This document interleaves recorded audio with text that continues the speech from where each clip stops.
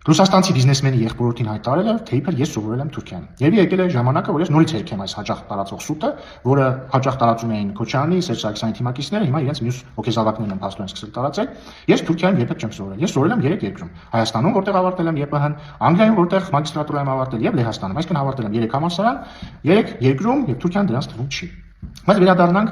ռուսաստանցի բիզնեսմենի եղբորորդուն։ Երեք նա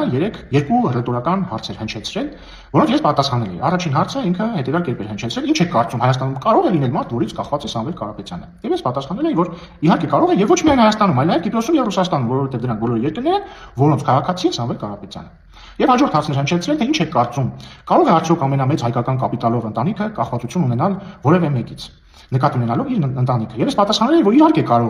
կարող է կախվածություն ունենալ այնտեղից, որտեղ գտնվում է իր կապիտալի մեծ մասը։ Եվ բնականաբար բարձր որ այդ կապիտալի մեծ մասը Հայաստանում չէ։ Եվ սա ինչ որ հանճարեղ անալիզի արդյունք չի, բաց տրամաբանություն է։ Եվ ես սպասում էի, որ ռուսաստանցի բիզնեսմենի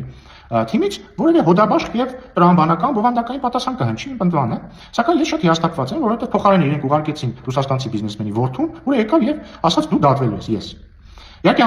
չգիտեմ, հիասթափված եմ, ես հուսով էի, որ ավելի բովանդակային պատասխան կհնչի, բայց մի լավ լուր էս ամեն ինչի մեջ կա։ Ռուսաստանցի բիզնեսմենի որդին եկել եւ հայերենով էր գրել այդ տողերը, ինչը նշանակում է, որ նա սովորել կամ սովորում է գրել հայերեն, ինչ ես ողջունում եմ, կրթվել է նորաձև։ Լավ իհարկե։